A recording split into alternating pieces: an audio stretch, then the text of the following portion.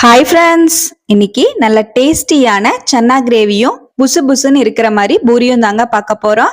கடைகளில் கிடைக்கிற மாதிரி நல்ல டேஸ்டியான பூரியும் சன்னா கிரேவியும் எப்படி செய்யறதுன்னு பார்க்கலாம். அதுக்கு முன்னாடி நம்ம சேனலை சப்ஸ்கிரைப் பண்ணாதவங்க சப்ஸ்கிரைப் பண்ணி சப்போர்ட் பண்ணுங்க. நான் ஒரு 200 கிராம் அளவுக்கு வெள்ளை சுண்டலை ஒரு 8 மணி நேரம் போல நைட்டே ஊற போட்டிருந்தேங்க. நல்லா ஊறி வந்திருக்கு. இப்போ சன்னா கிரேவி செய்யறதுக்காக ஃபர்ஸ்ட் மசால் ரெடி பண்ணிக்கலாம். அதுக்காக அடுப்புல பேன் வச்சிருக்கேன்.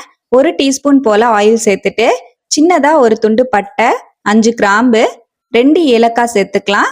1 டீஸ்பூன் போல குருமிளகு சேர்த்துக்கலாம். இதோடவே 3 பெரிய வெங்காயத்தை கட் பண்ணி சேர்த்துக்கலாங்க. 3 தக்காளி பழத்தையும் கட் பண்ணி சேர்த்துக்கலாம். இதோடவே ஒரு 5-6 முந்திரி பருப்பு ஆட் பண்ணிக்கலாங்க. முந்திரி பருப்பு இல்லைன்னா நீங்க 1 டீஸ்பூன் போல கசகசா கூட சேர்த்துக்கலாம்.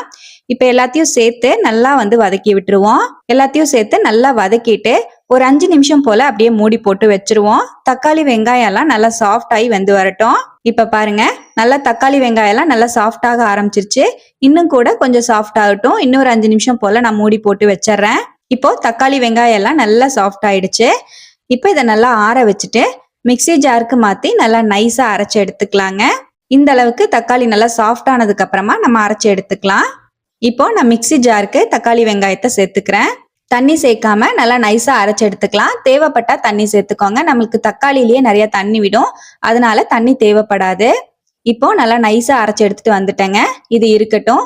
சன்னா கிரேவியை இன்னைக்கு நம்ம குக்கர்லயே ரெடி பண்ணிடுவோம். அதுக்காக குக்கர் வச்சிருக்கேங்க அடுப்புல.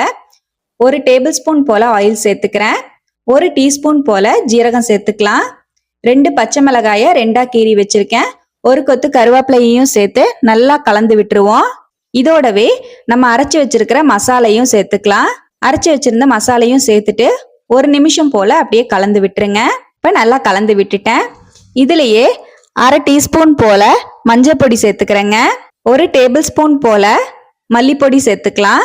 1 டேபிள் ஸ்பூன் போல தனி மிளகாய் தூள் ஆட் பண்ணிக்கலாம். காஷ்மீரி மிளகாய் பொடி இருந்தா நீங்க சேர்த்துனீங்கன்னா நல்ல கலர்ஃபுல்லா இருக்கும். இதுலயே 1 டேபிள் ஸ்பூன் போல சோலே மசாலா எடுத்திருக்கீங்க, அதை சேர்த்துக்கிறேன். சோலே மசாலா இல்லை அப்படின்னா நீங்க 1 டேபிள் ஸ்பூன் போல கரம் மசால் தூள் சேர்த்துக்கலாம். எல்லாத்தையும் சேர்த்து நல்லா கலந்து விட்டுருவோம். நம்ம சேர்த்திருக்கிற பொடியோட பச்சை வாசம் போறதுக்காக 1 நிமிஷம் போல நல்லா வதக்கி விட்டுக்குவோம். இப்போ நல்லா வதக்கி விட்டுட்டேன். இதுலயே நம்ம கிரேவிக்கு தேவையான அளவுக்கு தண்ணி சேர்த்துக்கலாங்க. மிக்சி ஜாரை அலசி 1 கப் போல தண்ணி சேர்த்துக்கிறேன். தண்ணி சேர்த்துட்டு நல்லா கலந்து விட்டுருவோம். இதோடவே நம்ம ஊற வச்சிருந்த வெள்ளை சுண்டலை சேர்த்துக்கலாம். தேவையான அளவுக்கு உப்பு சேர்த்துக்கலாம். நான் ஒரு 1.5 டீஸ்பூன் போல சால்ட் ஆட் பண்ணியிருக்கேங்க.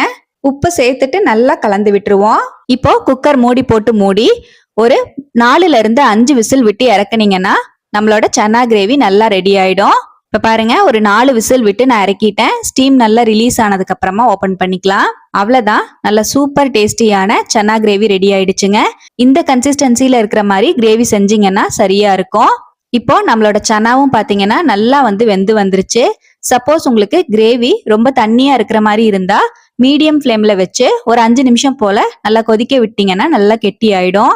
அவ்வளவுதான். இப்ப கொஞ்சமா மல்லித்தலையை தூவிக்கிறேன். 1 டேபிள் ஸ்பூன் போல கஸ்தூரி மேத்தி சேர்த்துக்கலாங்க. நல்லா கலந்து விட்டுருவோம். நம்மளோட டேஸ்டியான சன்னா கிரேவி ரெடி ஆயிடுச்சுங்க. சப்பாத்தி பூரிக்கு மட்டும் இல்லாம நீங்க சாதத்தோடையுமே வச்சு சாப்பிடலாம், ரொம்ப நல்லா இருக்கும். இப்போ நம்ம பூரி நல்லா புஷ்ஷுன்னு வர்றதுக்கு ரெடி பண்ணிக்கலாங்க. அதுக்காக 2 கப் போல கோதுமை மாவு எடுத்திருக்கேங்க. இதுலயே 1 கப் போல மைதா மாவு சேர்த்துக்கலாம். கடைகள் எல்லாம் பாதிக்கு பாதி கோதுமை மாவும் மைதா மாவும் சேர்த்துவாங்க. நம்ம 2 கப் கோதுமை மாவுக்கு 1 கப் போல மைதா மாவு சேர்த்துக்குவோம். மைதா மாவு சேர்த்துனீங்கன்னா தான் உங்களுக்கு கொஞ்சம் ஒயிட் கலர்லயும் நல்ல புஷ்ஷுன்னு ரொம்ப நேரத்துக்கு இருக்கும். இதோடவே ஒரு 3 டேபிள் ஸ்பூன் அளவுக்கு வெள்ளை ரவை சேர்த்துக்கிறேன். 1 டீஸ்பூன் போல சால்ட் ஆட் பண்ணிக்கலாம்.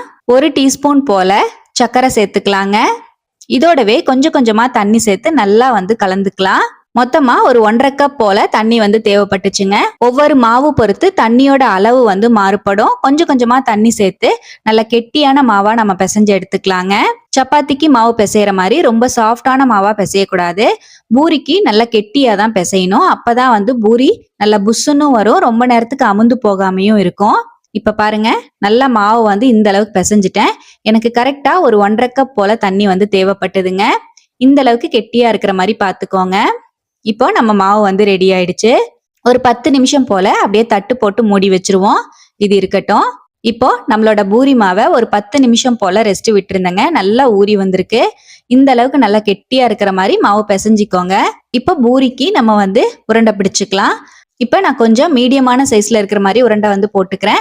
நீங்க சின்ன சைஸாவோ இல்ல பெரிய சைஸாவோ உங்க விருப்பத்துக்கு ஏத்த மாதிரி நீங்க பூரிக்கு உருண்டை வந்து பிடிச்சுக்கோங்க. இப்போ நான் எடுத்திருக்கிற சைஸுக்கு எனக்கு 12 பூரி வந்து கிடைச்சிருக்குங்க. இப்போ எல்லா மாவுலையும் இதே போல உருண்டை வந்து ரெடி பண்ணி வச்சுட்டேன். இப்போ நம்ம பூரிக்கு திரட்டிக்கலாம். கொஞ்சமா வரமாவு தூவிட்டு நல்லா வந்து தேய்ச்சி விட்டுக்கலாங்க. ரொம்ப சன்னமா தேய்க்காம கொஞ்சம் தடிமனா இருக்கிற மாதிரி தேய்ச்சிக்கோங்க.